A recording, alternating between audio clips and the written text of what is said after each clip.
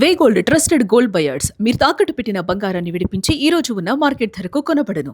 నమస్తే. కాంగ్రెస్ ప్రభుత్వం వచ్చి 30 నెలలు అవుతుంది.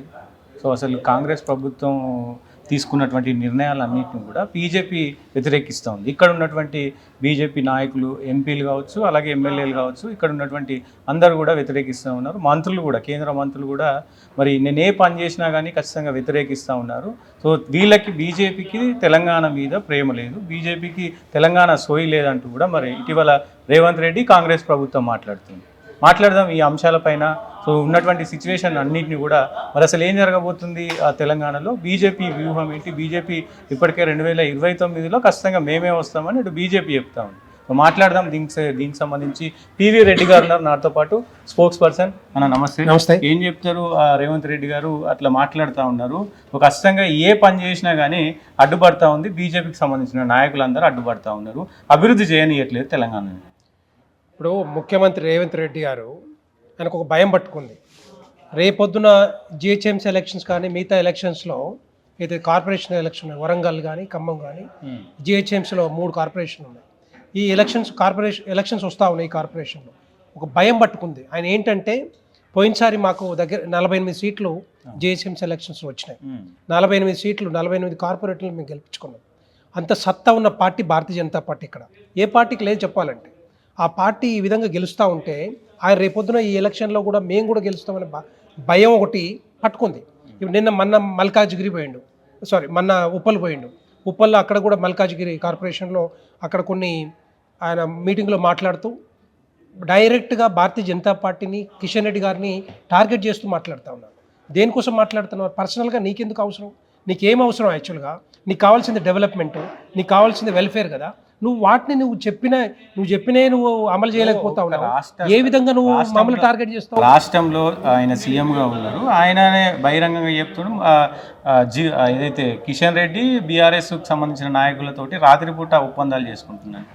ఆయనకు అసలు నాకు అర్థం కాదు. ఆయన ఏం మాట్లాడుతున్నాడు, ఏ విధంగా ఆయనకి ఎవరు చెప్తున్నారు ఏం అర్థం కావట్లేదు. కానీ బీఆర్ఎస్కి మాకు ఏం సంబంధం? ఎందుకు ఒప్పందాలు చేసుకుంటాం మేము? ఒప్పందాలు చేసుకున్న వాళ్ళు నిజంగానే అయితే బీఆర్ఎస్ పార్టీని ఎవరు ఓడించారు? కాంగ్రెస్ పార్టీ ఓడించిందా లేకపోతే భారతీయ జనతా పార్టీ? భారతీయ జనతా పార్టీ వచ్చి ఓడించింది. భారతీయ జనతా పార్టీ ఎట్టి పరిస్థితుల్లో ఈ బీఆర్ఎస్ పార్టీని ఓడించాలి, గద్దె దించాలి ఆలోచన ఆ రోజు పాదయాత్ర ద్వారా మేము ఇంటింటికి ఊరూరికి వెళ్ళాం. ఆ రోజు తెలిసిపోయింది క్లియర్గా ఏ విధంగా మేము గెలవాలనుకున్నది. అప్పుడు ఆ విధంగా అట్లొచ్చింది. కానీ కాంగ్రెస్ పార్టీ అబద్ధపు హామీలతోటి, అబద్ధపు 6 గ్యారెంటీలతోటి ముందుకు వచ్చి మేము నిజంగా గొప్పగా చేస్తాం, గొప్పగా మేము డెవలప్ చేస్తామని చెప్పి ప్రజలందరినీ కూడా మభ్యపెట్టి, ప్రజలందరినీ కూడా తెలంగాణ ప్రజల్ని మోసం చేసిన పార్టీ ఎవరు? మేము చేసినామా? మేము ఎప్పుడు చెప్పలేదే. ఒకవేళ మేము చెప్తే డెఫినెట్గా మేము సాధిస్తాం, అమలు చేస్తాం, తీసుకొస్తాం, ఫండ్స్ తీసుకొస్తాం. అయినా కూడా 2014 నుంచి 26 వరకు ఇప్పటికి కూడా 12 సంవత్సరాల కాలంలో 13 లక్షల కోట్ల రూపాయలు ఇక్కడ ఖర్చు పెట్టింది ఎవరు? తీసుకొచ్చింది ఎవరు? భారతీయ జనతా పార్టీ కేంద్ర మంత్రివర్యులు కిషన్ రెడ్డి గారు, తర్వాత 8 మంది ఎంపీలు. ఈయనకి ఏంటంటే ఆయనకు తెలిసి కూడా పచ్చి అబద్ధాలతోటి భారతీయ జనతా పార్టీ టార్గెట్ చేసుకుంటూ, కేంద్ర మంత్రివర్యులను టార్గెట్ చేసుకుంటూ ఇష్టం వచ్చినట్టు మాట్లాడుతున్నాడు. ఎవరైనా కూడా డెఫినెట్గా తెలంగాణ ప్రజలందరూ కూడా అర్థం చేసుకుంటారు. నీ చేతగాక నువ్వు చేయలేక, నువ్వు ఇచ్చిన హామీలు అమలు చేయలేక ఈరోజు మమ్మల్ని టార్గెట్ చేస్తూ ఉన్నాడు. మమ్మల్ని టార్గెట్ చేస్తే నీకేమొస్తుంది? మేము చేస్తూ ఉన్నాం. ఎట్లాగా?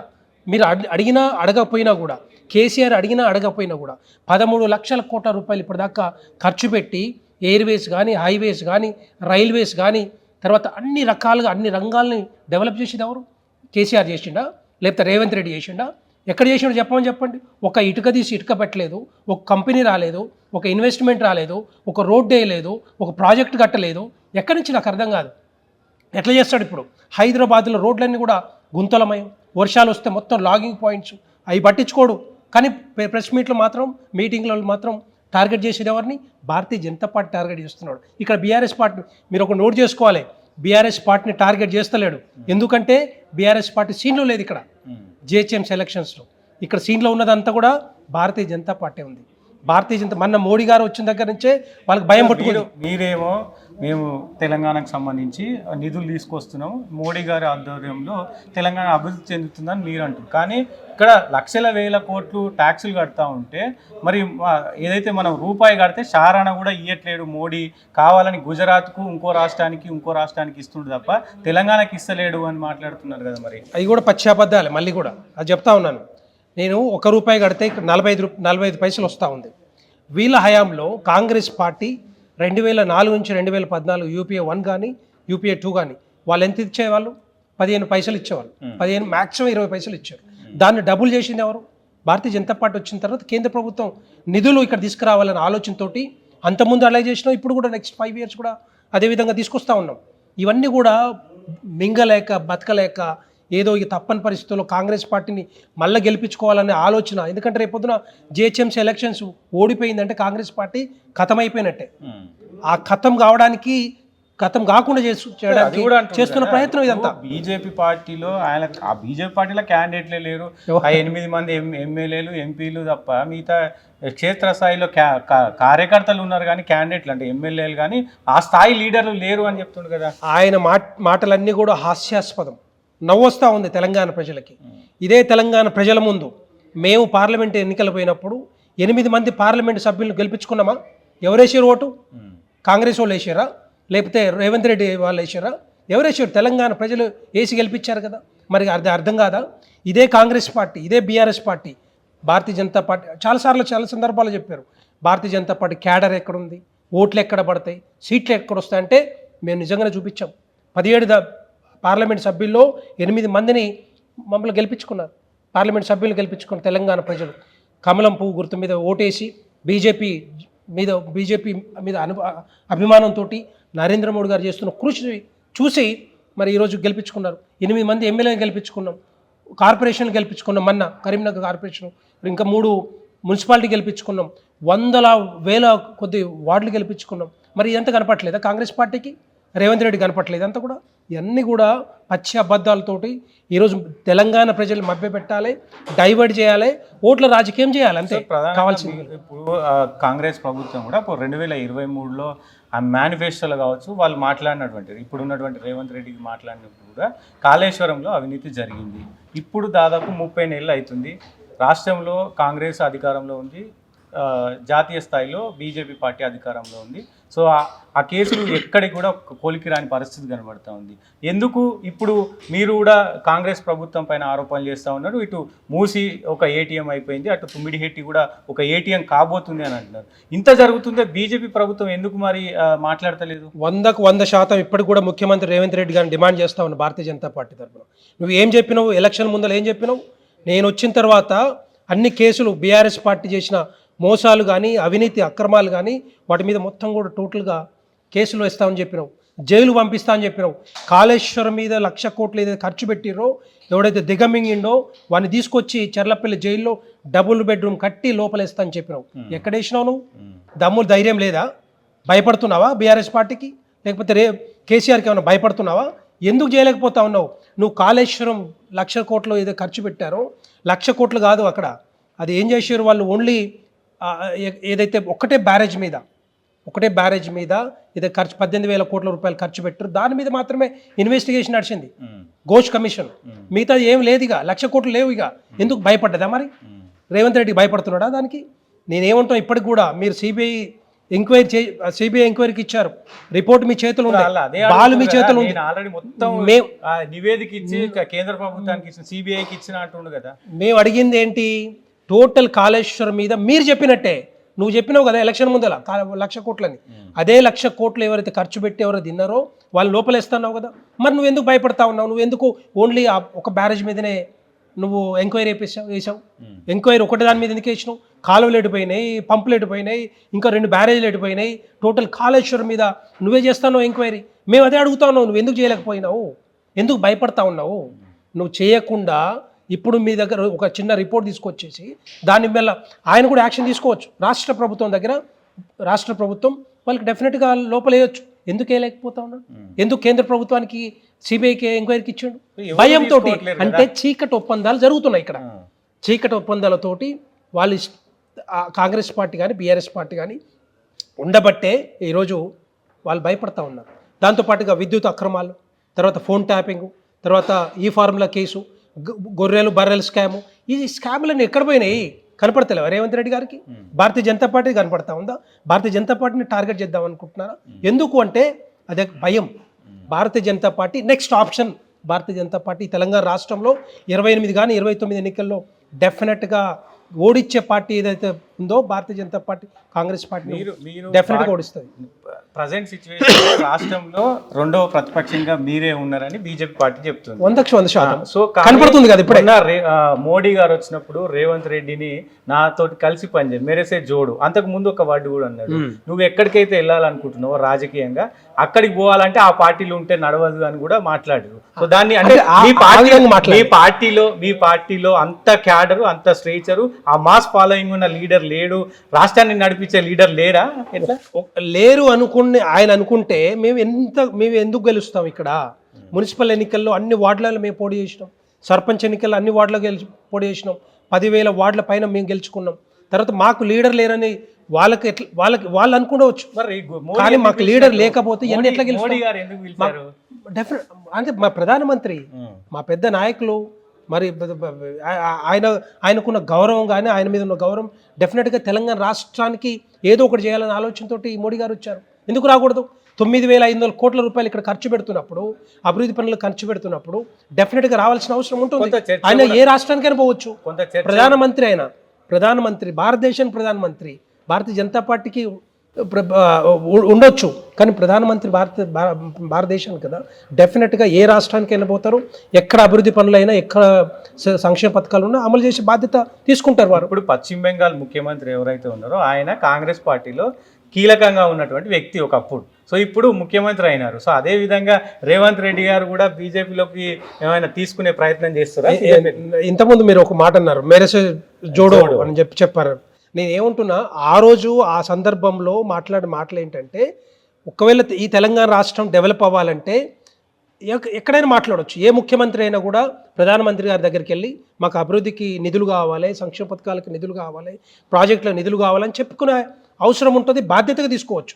ఆ విధంగా మాట్లాడేది తప్పితే ఆయన వస్తాడా రాడా, రేపొద్దున ఆయన వస్తేనే భారతీయ జనతా పార్టీ గెలుస్తుందా, ఇవన్నీ కూడా ఒట్టి మాటలు. ఇవన్నీ ఏంటంటే మాకు అవసరం లేదు. ఒకవేళ ఆయన అవసరమే లేదు, కాంగ్రెస్ పార్టీలో అవసరం లేదు. భారతీయ జనతా పార్టీ సింగిల్గా పోటీ చేయాలనుకుంటుంది, సింగిల్గా పోటీ చేస్తూ ఉంది. అన్ని ఎన్నికల్లో సింగిల్గా పోటీ చేస్తుంది. రేపు వచ్చే ఎన్నికలు కూడా, ఎందుకంటే మా రాష్ట్ర అధ్యక్షులు కూడా క్లియర్గా చెప్పారు, మేము సింగిల్గా పోటీ చేస్తాము. పోటీ చేసే దమ్ము ధైర్యం ఉన్న పార్టీ మా భారతీయ జనతా పార్టీ ఇప్పుడు ఈ తెలంగాణ రాష్ట్రంలో. ఇంకా వేరే పార్టీ లేదు ఇక. ఆ పార్టీకి డెఫినెట్గా, ఎందుకంటే చూసాం 9.5 సంవత్సరాలు బీఆర్ఎస్ పార్టీని, తర్వాత ఈ 2.5 సంవత్సరాలు కాంగ్రెస్ పార్టీని, వీళ్ళు చెప్పినన్నీ చూసినాం. వీళ్ళు చేసే అవినీతి అక్రమాలు చూస్తూ ఉన్నాం. ప్రజలు కోరుకుంటారు బీజేపీ పార్టీని, కింద బీజేపీ క్యాడర్ కూడా కోరుకుంటుంది. కానీ సో బీజేపీలోనే కొంత నాయకుల మధ్య సైక్యత లేదు అనేది కూడా వినబడతా ఉంది. మరి ఇటీవల ఒక ఇష్యూలో కూడా మరి మీ పార్టీకి సంబంధించినటువంటి వ్యక్తే మరి ఆయన సస్పెండ్ కూడా చేశారు కదా. ఒక్కటి గమనించాలి, ఆయన ఎక్కడో కదా, అది ఒక్కటి గమనించండి. ఒకవేళ నిజంగా ఐక్యత కానీ సఖ్యత కానీ లేకపోతే ఈ భారతీయ జనతా పార్టీని ఎందుకు టార్గెట్ చేస్తూ ఉన్నారు? మేము ఎందుకు గెలుస్తూ ఉన్నాం అన్ని ఎన్నికల్లో? ఇప్పుడు కార్పొరేషన్ కానీ, మున్సిపల్ ఎన్నికలు కానీ, లేకపోతే సర్పంచ్ ఎన్నికలు కానీ, ఏ ఎన్నికలు తీసుకున్నా సింగిల్గా పోటీ చేసి దమ్ము ఉన్న party Bharatiya Janata party. So Bharatiya Janata పార్టీలో సఖ్యత లేనది పచ్చి అబద్ధాలు, సోషల్ మీడియా ప్రచారం, ఈ ప్రతిపక్ష పార్టీల ప్రచారమే తప్పితే మా దగ్గర సఖ్యత ఉంది. అందరం కలిసి, అందరు ఎంపీలు కానీ, ఎమ్మెల్యేలు కానీ, ఎమ్మెల్సీలు కానీ, అందరు సీనియర్ నాయకులు కానీ అందరూ కూడా కలిసి పనిచేస్తూ ఉన్నాం. ఒకటే ఒక ఆలోచన ఏంటంటే, మా టార్గెట్ అంతా కూడా తెలంగాణ రాష్ట్రంలో భారతీయ జనతా పార్టీ కమలం పువ్వు రావాలి, ప్రభుత్వం రావాలనే ఆలోచన ఉంది. కాబట్టి మేము అందరూ కూడా దాన్ని టార్గెట్ చేసుకుంటూ ఒకటే ఒక ఆశయంతో ముందుకు పోతా ఉన్నాం. ఎక్కడ కూడా ఇట్లాంటివి ఏమీ లేవు. ఎక్కడ ప్రతిపక్షాలు ఇటు బీజేపీ స్టేట్కి సంబంధించి కాకపోతే ఇటు రాష్ట్రంలోనేమో కాంగ్రెస్ ఉంది, అటు జాతీయ పార్టీ అధికారంలో మీరున్నారు. అక్కడ పెట్రోల్, డీజిల్ అన్నీ పెరుగుతూ ఉన్నాయి. సో కాంగ్రెస్ విమర్శిస్తుంది, ఇక్కడనేమో ఒడ్లు కొంటలేదనేమో మీరు విమర్శిస్తూ ఉన్నారు. ఇటు అంటే ఏం జరుగుతుంది ఈ రెండు పార్టీల మధ్య? ఒకటే సతీష్ గారు, మీరు ఆలోచిస్తే గమనిస్తే ఒకటి ఏంటంటే, ధాన్యం కొనుగోలు బాధ్యత రాష్ట్రాలదే, కేంద్ర ప్రభుత్వం ఎప్పుడు కూడా తీసుకోదు. కేంద్ర ప్రభుత్వం ఎప్పుడు కూడా తీసుకోవద్దు. రాష్ట్రాల బాధ్యత తీసుకొని ధాన్యం వచ్చిన దగ్గర నుంచి, కల్లాల దగ్గర నుంచి ఐకేపీ సెంటర్సు, సుతులీలు, గన్ని బ్యాగులు, లారీలు, హమాలీలు అవన్నీ కూడా అరేంజ్ చేసే బాధ్యత రాష్ట్ర ప్రభుత్వాలు. రాష్ట్ర ప్రభుత్వాలు ఒక నోడల్ సెంటర్ లాగా పనిచేస్తాయి. నోడల్ సెంటర్లో పనిచేసి ధాన్యం కలెక్ట్ చేసిన తర్వాత, సేకరించిన తర్వాత బియ్యం మిల్లులకు పంపించి బియ్యం అయిపోయిన తర్వాత సెంటర్స్కి పంపిస్తారు. సెంటర్ వాళ్ళు ఏం చేస్తారని కేంద్ర ప్రభుత్వం ఒక 20,000 మెట్రిక్ టన్నులు అంత అమౌంట్ కేంద్ర ప్రభుత్వం రాష్ట్ర ప్రభుత్వాన్ని పంపిస్తుంది. రాష్ట్ర ప్రభుత్వం ఇక్కడ మీడియేటర్ లాగా ఉంటుంది. మీడియేటర్ చేసినందుకు కొంత కమిషన్ వస్తుంది. కానీ గవి కూడా చేయలేని పరిస్థితులు కాంగ్రెస్ ప్రభుత్వం ఉంది. ఇక కాంగ్రెస్ ప్రభుత్వం ఏం చెప్పాలి? ఇక రేవంత్ రెడ్డి ఏమో పెద్ద పెద్ద గప్పాలు మాట్లాడతాడు, నేను హిట్లర్ అంటాడు, ఇంకోటి అంటాడు, పనికి వాళ్ళ మాటలు మాట్లాడతాడు. అయితే ఇవన్నీ కూడా చేతగాక ఒక రెస్పాన్సిబుల్ గవర్నమెంట్గా ఫీల్ అవ్వకుండా రకరకాలుగా మాట్లాడుతూ ఉన్నాడు. ఒకటి కేంద్ర ప్రభుత్వం చేసేది కేంద్ర ప్రభుత్వం చేస్తుంది, రాష్ట్ర ప్రభుత్వం చేసేది రాష్ట్ర ప్రభుత్వం చేయాలి. చేయకుండానే వృద్ధి చేయడానికి ప్రయత్నం చేస్తూ ఉన్నారు, డీఫేమ్ చేయడానికి ప్రయత్నం చేస్తున్నారు. ఇప్పటికైనా కూడా చాలా రైతులు బాధపడుతూ ఉన్నారు. కల్లాల్లో, ఐకేపీ సెంటర్లో ధాన్యం అట్లాగే ఉంది, వర్షాలు వస్తూ ఉన్నాయి, చాలామంది మోసపోతూ ఉన్నారు, చాలామంది తడిసి ముద్దవుతూ ఉంటే పట్టించుకోవట్లేదు. సో ఇప్పటికైనా కూడా ఇమ్మీడియట్గా సేకరించిన దాన్ని డెఫినెట్గా ఇప్పుడు ఒకవేళ నిజంగానే మీకు చేత కాకపోతే రండి కేంద్ర ప్రభుత్వం దగ్గరికి. మా కిషన్ రెడ్డి గారు చెప్పారు, కేంద్ర మంత్రివర్యులు క్లియర్ చెప్పారు, మననే ప్రెస్ మీట్ పెట్టి మీరు రండి, మీకు ఎంత కావాలి మీరు మాట్లాడదాం, కేంద్ర ప్రభుత్వంతో కొనమని చెప్దాం. కానీ రారు, గట్లాంటి పట్టించుకోరు మళ్ళీ. సో ఓవరాల్గా 30 నెలలు అవుతుంది కాంగ్రెస్ ప్రభుత్వం వచ్చి. రేవంత్ రెడ్డి గారు అంటే స్టార్టింగ్ నుంచి కూడా కొంత అంటే ఆ స్థాయి, ముఖ్యమంత్రి స్థాయిని వదిలేసి కొంత లో క్లాస్లో మాట్లాడుతున్నారు అనేది బయట చర్చ జరుగుతుంది. నిన్న హిట్లర్కి సంబంధించినటువంటి కావచ్చు, గతంలో పేగులు లేసి మెడలు వేసుకుంటా ఇట్లాంటి ఈ 30 నెలలలో సో రేవంత్ రెడ్డి గారు మాటల తీరు మీకు ఎట్లా అనిపిస్తుంది? ఎంత కూడా ఒక చేసే దమ్ము లేక, ఇచ్చిన హామీలు అమలు చేయలేక, వాగ్దానాలు 100 కొద్ది వాగ్దానాలు ఇచ్చి వాటిని అమలు చేయలేక ఇక తప్పని పరిస్థితుల్లో తెలంగాణ ప్రజల్ని డైవర్ట్ చేయడానికి, తెలంగాణ ప్రజల్ని మభ్యపెట్టడానికి, తెలంగాణ ప్రజలకు మేము ఏదో చేస్తున్నాం చూపించడానికి.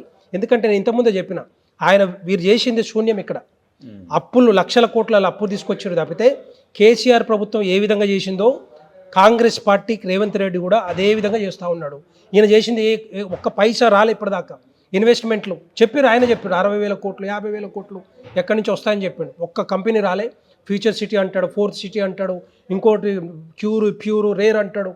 ఇవన్నీ కూడా పచ్చి అబద్ధాలతోటి ఒక మీడియాలో ఒక హల్చల్ చేయడానికి, తెలంగాణ ప్రజలకి ఏదో బూచి చూపించడానికి చేస్తున్న ప్రయత్నం తప్పితే కాంగ్రెస్ పార్టీ చేయదు తెలంగాణ ప్రజలకి, అటు బీఆర్ఎస్ పార్టీ చేయదు.